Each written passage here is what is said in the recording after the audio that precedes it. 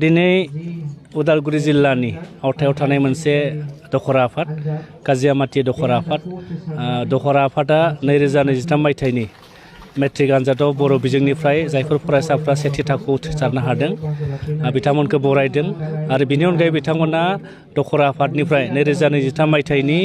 Higher secondary आनजादाव जायफोर फरायसाफ्रा दखरानिफ्राय उथ्रिसारनो हादों बिथांमोनखौ बरायदों आरो बे हाबाफारियाव आंखौ लेंहरदोंमोन फैनानै जोबोद गोजोननाय मोनबाय आरो दुलाराय बर' फरायसा आफादनि थांखियाबो बेनो जे फैबाय थानाय समाव बर' हारिखौ जुदि दावगाहोनांगौब्ला जों सोलोंथाइनि बिथिङाव जों दावगानांगोन आरो बिनि थाखायनो जायफोर फरायसाफ्रा बर' बिजोंनिफ्राय सेथि थाखोआव उथ्रिसारनो हायो मेट्रिक आनजादखौ उथ्रिसारनो हायो जों बिथांमोनखौ थुलुंगाखांनाय नेरसोन महरै दुलाराय बर' फरायसा आफादनि जोंनि इउनिट कमिटि आनसलिक कमिटि जिल्ला कमिटि आरो मिरु आफादाबो जों बिथांमोनखौ बरायो आरो दुलाराय बर' फरायसा आफाद मिरु आफादा जों बोसोरफ्रोमबो बर' बिजोंनिफ्राय जायफोर फरायसाफ्रा मेट्रिकआव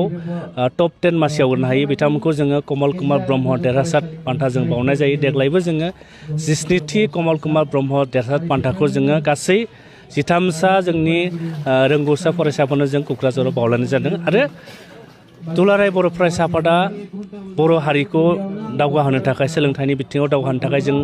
गोबां जों थांखि बिथांखिफोर जों लानाय जादों बे बेलायाव जोंनि दिथागिरि जोंनि फोरोंगिरि जोंनि फरायसाफोरखौ दुलाराय बर' फरायसा आफादनि जि मावथांखि बे मावथांखियाव हेफाजाब होनो थाखाय आं दिनै नोंथांमोननि चेनेलनिफ्राय खावलायहरबाय मानोना देग्लायनिफ्राय मेट्रिक आनजादखौ जानाय नंला होननानै दिनै आसाम सरकारा फोसावबाय दुलाराय बर' फरायसा आफादा सेथि थाखोआव उथ्रिनाय फरायसाफोरखौ बरायनायनि थांखिया बे नङा जे जायफोरा फेल जाबाय बिथांमोनखौ जों नेवसियाखै बे नङा जोङो सोलोंथाइनि बिथिङाव दावगाहोनो थाखायनो जों 2007 मायथाइनिफ्रायनो दुलाराय बर' फरायसा आफादा मावथांखि लानानै जों खामानि मावदों आरो 2021 मायथाइयाव जों मोनसे गोदान मावथांखि लादों बे गोदान मावथांखियानो जाबाय आदब आरो गुन गोनां सोलोंथाइनि मावथांखि आरो बे थांखिनि गेजेरजों जोङो गामिनि गुदि फरायसालिनिफ्राय लानानै जोङो आप टु हाइ स्कुलसिम जोंनि फरायसाफोरखौ मोजां सोलोंथाइ लानो थाखाय जोङो एवारनेस प्रग्राम लादों आरो जायफोर फरायसाफोरा देग्लाय 2023 मायथाइनि मेट्रिक आनजादाव बिथांमोना उथ्रिसारनो हायाखिसै बिथांमोनखौ फिन जों आरोबाव मोजाङै फरायनानै फैबाय थानाय समफोराव मोजां एग्जाम होनानै बिथांमोनखौ उथ्रिसारनो थाखाय जोङो दुलाराय बर' फरायसा आफादा जों खामानि मावबाय थादों आरो जेब्लासिम दुलाराय बर' हारियाव सोलोंथाइनि हारा जौगाया बै समसिम दुलाराय बर' फरायसा आफादा सोलोंथाइनि बिथिङाव खामानि मावलांबाय थागोन जाय समाव आसाम सरकारा थाखो 6नि जिथु सानखान्थि आरो बिगियान आयदाखौ इंराजि रावजों खालामनो थांगासिनो दं दा बे समावनो बर' बिजोंजों फरायनानै दिनै नैबे बोसोराव बांसिन उथ्रिसारनायखौ नुनो मोनदों जोंनि खोथाया स्पष्ट कुनु खोथा गैया बावैसो आगोल आसाम सरकारा बिमा राव बिजोंनि फरायसालियाव एसामिस आरो बर' बिजोंनि फरायसालियाव थाखो 2निफ्राय सानखान्थि आरो बिगियान आयदाखौ इंराजि बिजोङाव बिथांमोना फोरोंनायनि मोनसे थांखि लादों बेखौ दुलाराय बर' फरायसा आफादा माब्लाबाबो गनायनाय लाया मानोना मोनसे हारिया जुदि थांना थानांगौब्ला बिनि रावा थांना थानांगोन बिनि बिजोङा थांना थानांगोन आरो बिनि थुनलाइया थांना थानांगोन आरो बिनि जौगा हारिमुवा थांना थानांगोन आरो बर'फोरा बिजोंनि थाखायनो रावनि थाखायनो जों गोबां आन्दलन खालामदों गोबां माने जोंनिफ्राय मुंख्लं जालांदों बे बेलायाव आसाम सरकारनि जि थांखि बेखौ जोङो थोंजोङै जोङो नेवसिदों आरो आसामनि गिबि मन्त्रि डक्टर हिमन्त बिश्व शर्मा आरो आसामनि सोलोंथाइ मन्त्रि डक्टर रुनुस पेगु बिथांमोनखौ जोङो गले गले खावलायजों नोंथांमोना अन्नानै बर' बिजोंनि फरायसाफोरखौ बर' बिजोंजोंनो फरायनानै गुन गोनां सोलोंथाइ लानायाव नोंथांमोना मदद होनांगौ आरो नोंथांमोननि जि थांखि बे थांखिखौ नोंथांमोना बोखांनानै लानांगौ बेयावनो खाजामाति दखरा दुलाराय बर' फरायसा आफादनिफ्राय नोंथांमोननि चेनेलनि गेजेरजों साफ्रोमबो चेनेल नायगिरि आरो रायजो राजा बयनिसिमबो आं गिबियाव हामलायथि बावहरदों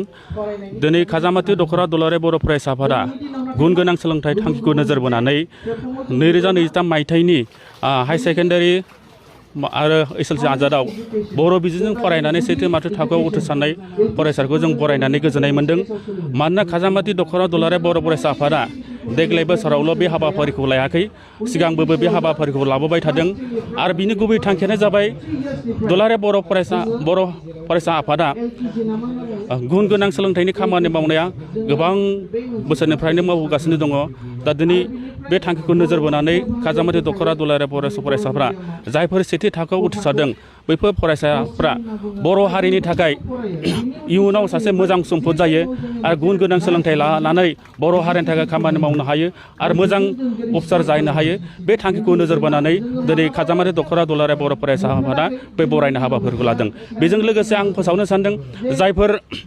मेट्रिक आनजादाव फेल जाबाय बिथांमोना नार्भास जानो गोनांथि गैया। बिथां फेल जानायानो जोबथा थांखि नङा आरो गोसोखौ नार्भास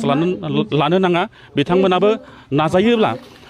जिउआव देरहासार जानो हागोन आरो गावनि थांखियाव सौहैनो हागोन। आरो जायफोर दिनैनि खाजामारि दख'रा दुलाराय बर' फरायसा आफादजों बरायजाबाय, जायफोर फार्स्ट डिभिजन थांनाय फरायसुलिफोरा बरायजाबाय, बिथांमोनाबो गोजौ थांखि लानानै गोजौ एम्बिसन लानानै मोजां फरायसा जाहैगोन आरो गावनि जि फरायनाय बे पजिसन बे लेभेलखौ लांबाय थानांगोन। बे थांखियैनो जेरै खाजामारि दख'रा दुलाराय बर' फरायसा